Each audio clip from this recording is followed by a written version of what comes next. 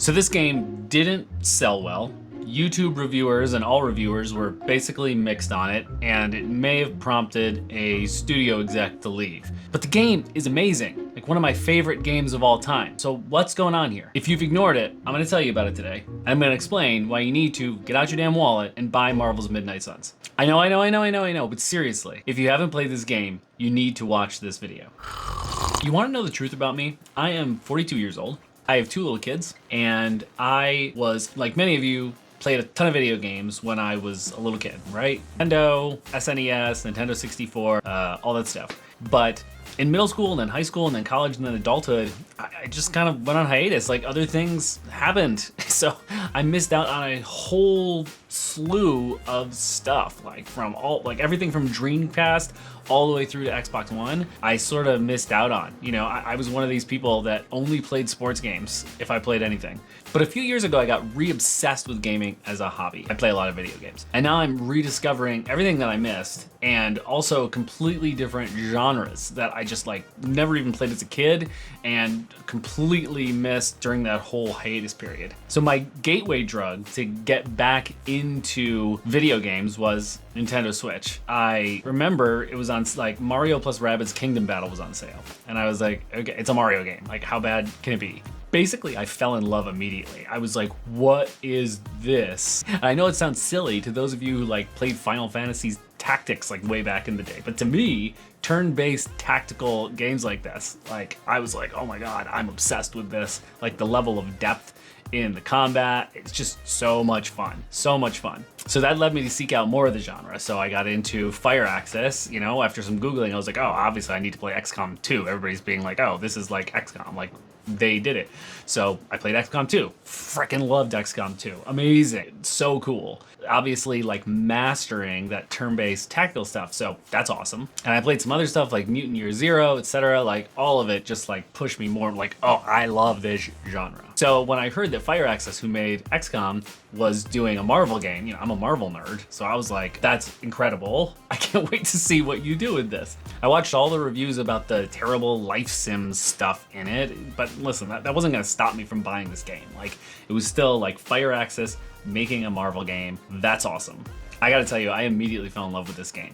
Top to bottom, head to toe, everything about it, I absolutely love. Is everything about it absolutely perfect? Of course not, and there's some jarring stuff. But in general, I just love everything in this game, including the DLC. Let me tell you why you need to play this. We'll start with the combat, because it's the best thing about the game. That card-based system is inspired. Those cards bring out that specific, unique skill set of every superhero in the game, and it's done in a way that only superheroes could do, obviously, when FireAxis was looking at this, they're like, okay, well, so we're the turn-based tactical guys, and that's why Marvel came to us in the first place, probably. So we can't make exactly XCOM because, we don't need a cover system for superheroes. That's ridiculous. They don't need a cover system. They've got armor on. So what do? So the card system is so fun. And so the thing with the card system is, as you're going through, you get the opportunity to have a certain amount of card plays for your turn, for your heroes. You can take them in any order between the heroes. And when you're doing that, this is where the superpowers of the heroes come out, and where you also get to sort of flex your muscle on party composition, basically. So, getting healers, brutes, sharpshooters, all that type of stuff. You kind of get variations of that within the different superheroes, but it still feels really unique. And so no cover system. It's okay, well, they're all going to be out in the open. No, superheroes aren't going to hide from everybody. So let's do a card system. And you might think that this introduces too much randomness. And, I get that. That makes a lot of sense, but it actually doesn't. I feel like it introduces just enough randomness, but through the use of redraws, which you get a limited number of, and different buffs that you have on certain cards as you move on through the game and modify and upgrade cards, it actually makes the game just as skill-based as anything. Even though the cards that you get are random, it feels incredibly skill-based. And it just feels so good. When you use any of Captain Marvel's powers, she feels like the badass that she is. It is cool. So cool. And the way that they've worked this stuff in is really interesting. So you get the opportunity also to interact with the environment. And this is just a huge piece of this. You can choose, maybe it's, well, I can't do this with a card. Okay, so if I can't do that, then maybe I can look at that light post, knock over that light post, take 20 damage off of that dude, and then I can have Hulk go and punch him in the face, and then we'll be in really good shape. He's gone, and then we'll be able to just focus on the sharpshooter guy here in the corner that has been tearing, right? Like, so it's just so cool how they use environmental attacks, because you feel like a superhero, like that destruction of the environment, right? It's just part of the whole thing. There isn't a single superhero in this game I didn't want to play with, like from Blade, Captain America, Hulk, all the Midnight Suns, like Nico and Ghost Rider, like all these folks are awesome. Like for the most part, I didn't have favorites.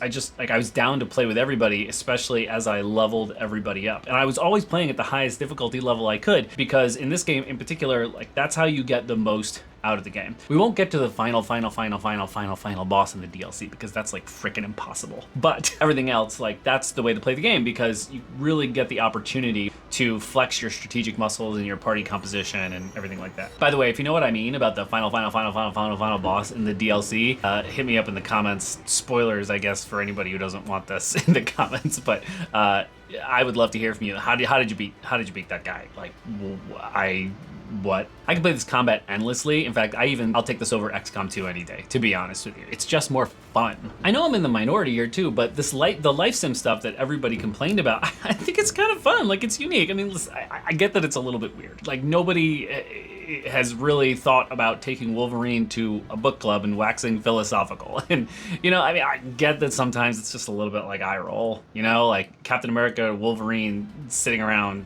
doing book club. But I don't know, I didn't bother me. I kind of find it fun. I did find myself like trying to interact with different characters in order to get the friendship bonds that would occur, and getting those friendship bonuses that you could take into combat with you, and then use them for further upgrades. Because the upgrade system, upgrading cards and then mods, it's actually really satisfying. It's a really satisfying upgrade system. Like, you can get cards that are just absolutely stacked. Like, when you play this card, it's gonna do so many things. Like, you're gonna like smash a dude, and you're gonna heal, and you get to draw another card as well. Like, but you gotta earn that stuff, right? It happens over time. You're not gonna get it right at the beginning. So that's really, really interesting. But the life sim stuff, it's just not bad, right? You go on a hangout, play video games with, you know, Captain Marvel, fine. Okay, it's kind of cool, right? I'd say the thing that I didn't get into the most was like exploring the grounds. I definitely left some stuff on the table with exploring the grounds of the Abbey, just because I just didn't find it all that interesting. There wasn't a whole lot to do there. But the story stuff is great. I actually think it's super unique. I mean, when have we had a superhero game, not one that I can remember, where you have like an existing IP like Marvel? It's a video game, and obviously you're gonna want to play as these characters, but you make it into like an RPG where you create a character. It doesn't make sense. What are you gonna be, like a mere mortal? But what they did that was interesting was they created this new superhero. And I think they did it in a really intelligent way. So you can customize the way that they look, the way that they feel, but in general, it's always gonna be the hunter, and the hunter is always going to play a specific role in the story. The son or daughter, depending on which way you go there, of Lilith, who is like the big bad in the game. And so that creates kind of an interesting story arc.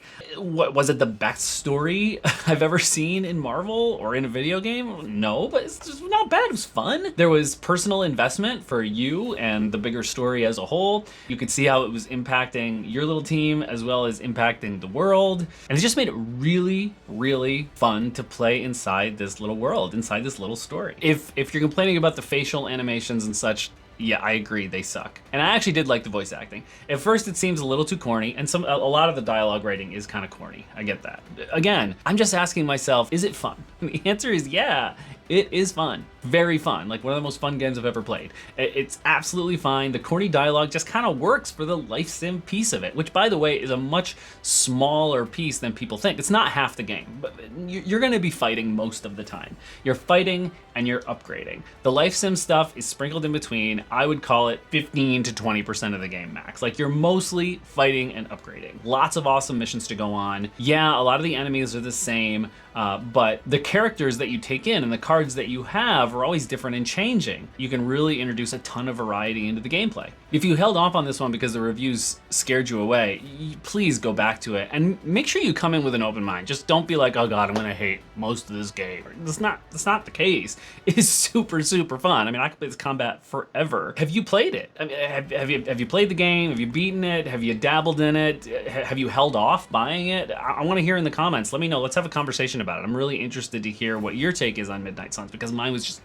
just so freaking positive. I hear they're putting the like button underneath these videos. That helps us a lot. And subscribe if you want more of this garbage in your feed. Okay? All right, bye.